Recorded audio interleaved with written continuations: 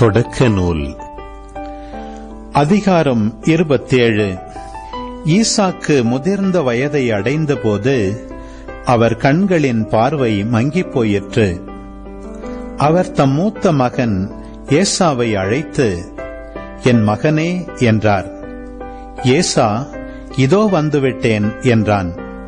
அவர் அவனை நோக்கி, இதோ பார், எனக்கு வயதாகிவிட்டது, சாவு எந்நாள் வருமோ என்றறியேன்.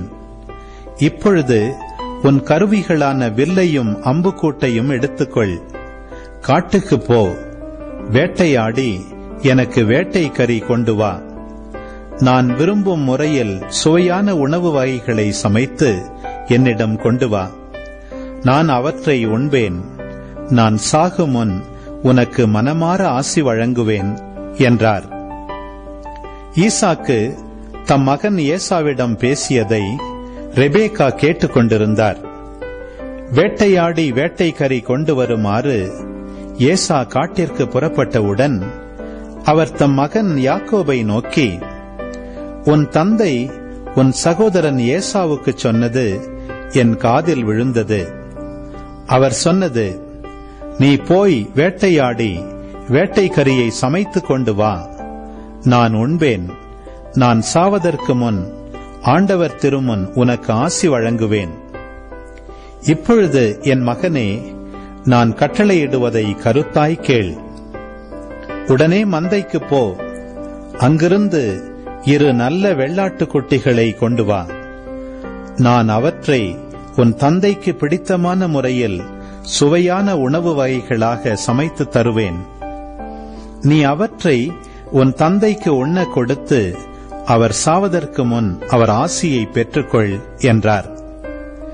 யாக்கோபு தன் தாய் ரெபேக்காவிடம், என் சகோதரன் ஏசா உடலில் அடர்ந்த ரோமமுடையவன், நானோ மிருதுவான உடல் கொண்டவன். என் தந்தை என்னை தடவி பார்த்தால் என்ன ஆவது? அவரை நான் ஏமாற்றுவதாக தெரிந்துவிட்டால் என் மேல் ஆசிக்கு பதிலாக சாபத்தை அல்லவா விழச் செய்து கொள்வேன் என்றான். ஆனால் அவன் தாய் அவனிடம், மகனே, உனக்குரிய சாபம் என்மேல் விழட்டும். நான் சொல்வதை மட்டும் செய், போ, அவற்றை என்னிடம் கொண்டு வா என்றார். அவனும் அவ்வாறே போய் அவற்றை பிடித்து தன் தாயிடம் கொண்டு வந்து கொடுக்க, அவர் அவன் தந்தைக்கு விருப்பமான சுவையுள்ள உணவு வகைகளை தயாரித்தார். மேலும் ரெபேக்கா தம்முடன் வீட்டில் வைத்திருந்த தம் மூத்த மகன் ஏசாவின் உடைகளில் சிறந்தவற்றை தம் இளைய மகன் யாக்கோபுக்கு உடுத்துவித்தார். அவன் கைகளையும் மிருதுவான கழுத்தையும் வெள்ளாட்டுக் குட்டிகளின் தோலால் மூடினார். அவர் சுவையான உணவு வகைகளையும் தாம் சுட்ட அப்பங்களையும் தம் மகன் யாக்கோபின் கையில் கொடுத்தார். அவனும் அவற்றை தன் தந்தையிடம் எடுத்துச் சென்று அப்பா என்று அழைத்தான். அவரும் மறுமொழியாக, ஆம் மகனே, நீ எந்த மகன் என்று கேட்க, யாக்கோபு தன் தந்தையிடம், நான் தான் உங்கள் தலைப்பேரான ஏசா. நீங்கள் சொன்னவாறு செய்திருக்கிறேன். எழுந்து உட்கார்ந்து என் வேட்டை பதார்த்தங்களை உண்டு மனமாற எனக்கு ஆசி வழங்குங்கள் என்றான். ஈசாக்கு தம் மகனை நோக்கி, மகனே, இது உனக்கு இவ்வளவு விரைவில் எப்படி அகப்பட்டது என்று கேட்க, அவன், உன் கடவுளாகிய ஆண்டவரால் தான் எனக்கு இது நிகழ்ந்தது என்றான். ஈசாக்கு யாக்கோபிடம், மகனே, அருகில் வா, நீ உண்மையிலேயே என் மகன் ஏசாதானா என்று நான் உன்னை தடவி பார்த்து தெரிந்து கொள்வேன் என்றார்.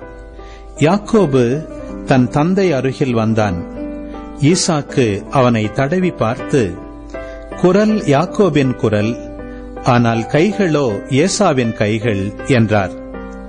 அவன் கைகள் அவன் சகோதரன் ஏசாவின் கைகளைப் போல் ரோமம் அடர்ந்தவையாயிருந்ததால் அவனை அடையாளம் கண்டு கொள்ளவில்லை.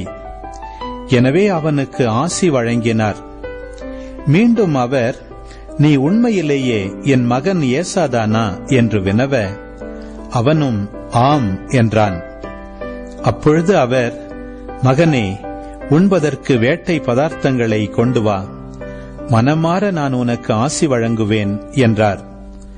அவ்வாறே யாக்கோபு கொண்டு வர அவர் அதை உண்டார். பின் அவன் திராட்சரசம் கொண்டு வர அவர் அதை குடித்தார். அப்பொழுது அவன் தந்தை ஈசாக்கு அவனை நோக்கி, மகனே, அருகில் வந்து என்னை முத்தமிடு என்றார். அவனும் அருகில் போய் அவரை முத்தமிட ஈசாக்கு அவன் அணிந்திருந்த ஆடைகளின் நறுமணத்தை முகர்ந்து ஆசி வழங்கி உரைத்தது இதுவே: இதோ என் மகனிடமிருந்து எழும்பும் நறுமணம், ஆண்டவரின் ஆசி பெற்ற விளைநிலத்தின் வாசனையாம். வானின் பனித்துளியும் மண்ணின் செழுமையும் மிகுந்த தானியமும் திராட்சரசமும் கடவுள் உனக்கு வழங்குவாராக. நாடுகள் உனக்கு பணிபுரிந்திடுக, மக்கள் உனக்கு பணிந்திடுக. உன்றன் சோதரர்க்கு தலைவன் நீ ஆகிடுவாய். உன் அன்னையின் மைந்தர் உன்னடி பணிந்திடுவர். உன்னை சபிப்போர் சாபம் பெறுக, உன்னை வாழ்த்துவார் வளமுற வாழ்க. இவ்வாறு ஈசாக்கு யாக்கோபிற்கு ஆசி வழங்கி முடிந்ததும், யாக்கோபு தந்தையின் முன்னிலையிலிருந்து விரைந்து வெளியேற அவன் சகோதரன் ஏசா வேட்டைக்கரியுடன் வந்தான். அவனும் சுவையான உணவு வகைகளை சமைத்து தன் தந்தையிடம் கொண்டு வந்து அவரை நோக்கி, என் தந்தை எழுந்து தம் மகன் கொண்டு வந்திருக்கும் வேட்டைக்கரியை உண்டு மனமாற எனக்கு ஆசி வழங்குவாராக என்றான். அவன் தந்தை ஈசாக்கு அவனை நோக்கி, நீ யார் என அவன், நான் தான் உங்கள் தலைப்பேரான மகன் ஏசா என்றான். ஈசாக்கு மிகவும் நடுநடுங்கி, அப்படியானால் வேட்டையாடி எனக்கு கொண்டு வந்தவன் எவன்? நீ வரும் முன் அந்த உணவை நான் உண்டு அவனுக்கு ஆசி வழங்கிவிட்டேன். அவனே ஆசி பெற்றவனாயிருப்பான் என்றார். ஏசா தந்தையின் வார்த்தைகளை கேட்டு மிகவும் மனக்கசப்படைந்து பெருங்குரல் எழுப்பி கதறி அழுதான். அவன் தன் தந்தையை நோக்கி, அப்பா, எனக்கும் ஆசி வழங்குவீர் என்றான். அதற்கு அவர், உன் தம்பி கபடமாய் வந்து உனக்குரிய ஆசியை பெற்றுச் சென்று விட்டான் என்றார். அதை கேட்ட ஏசா, யாக்கோபு என்னும் பெயர் அவனுக்கு பொருத்தமே, ஏனெனில் அவன் இருமுறை என்னை ஏமாற்றிவிட்டான். ஏற்கனவே எனக்குரிய தலைமகன் உரிமையை பறித்து கொண்டான், இப்பொழுது எனக்குரிய ஆசியையும் பிடுங்கிக் கொண்டான் என்று சொல்லி திரும்பவும் தந்தையை நோக்கி, நீர் எனக்கென வேறு எந்த ஆசியும் ஒதுக்கி வைக்கவில்லையா என்று கேட்டான். ஈசாக்கு ஏசாவிடம், நான் அவனை உனக்கு தலைவனாக ஏற்படுத்தியுள்ளேன். அவன் உறவினர் யாவரையும் அவனுக்கு அடிமைப்படுத்தியுள்ளேன். அவனுக்கு தானியத்தையும் திராட்சரசத்தையும் நிறைவாக வழங்கிவிட்டேன். இப்படி இருக்க என் மகனே, நான் உனக்கு வேறென்ன செய்ய முடியும் என்று சொல்ல, ஏசா அவரை நோக்கி, அப்பா, உம்மிடம் ஒரே ஆசிதான் இருந்ததா? எனக்கும் ஆசி வழங்க வேண்டும் அப்பா என்று சொல்லி கூக்குரலிட்டு அழுதான். அவன் தந்தை ஈசாக்கு அவனுக்கு மறுமொழியாக, உன் குடியிருப்புக்கு நிலத்தின் செழுமையோ மேல்வானின் பனித்துளியோ கிட்டாது. நீ உன் வாளினால் வாழ்க்கை நடத்தி உன் தம்பிக்கு அடிமையாயிருப்பாய்.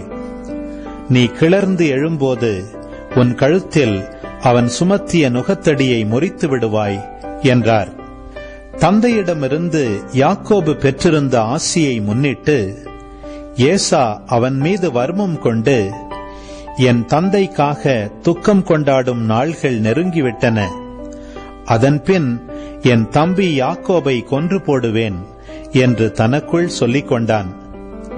தம் மூத்த மகன் ஏசாவின் திட்டம் பற்றி ரெபேக்கா கேள்விப்பட்டதும் அவர் ஆள அனுப்பி தம் இளைய மகன் யாக்கோபை அழைத்து, இதோ உன் சகோதரன் ஏசா உன்னை கொலை செய்து தன்னை தேற்றிக் கொள்ள விரும்புகிறான். ஆகையால் மகனே, நான் சொல்வதை கேள். உடனே கிளம்பி காரானில் உள்ள என் சகோதரன் லாபானிடம் ஓடிப்போய், உன் சகோதரன் சீற்றம் தணியும் வரை சில நாள் அவரிடம் தங்கியிரு. தனக்கு விரோதமாய் நீ செய்ததை அவன் மறந்து கோபம் தீர்ந்த பின் நான் உனக்கு சொல்லி அனுப்பி உன்னை அங்கிருந்து இவ்விடத்திற்கு அழைத்துக் கொள்வேன். ஒரே நாளில் என் 2 புதல்வர்களையும் நான் ஏன் இழந்து போக வேண்டும் என்றார். பின் ரெபேக்கா ஈசாக்கை நோக்கி, இத்திய பெண்களை முன்னிட்டு என் வாழ்க்கை எனக்கு சலித்து போயிற்று. யாக்கோபும் இவர்களை போன்ற இந்நாட்டு பெண்களின் என்றும் ஒருத்தியை மணந்து கொண்டால் என் வாழ்க்கை என்ன ஆவது என்றார்.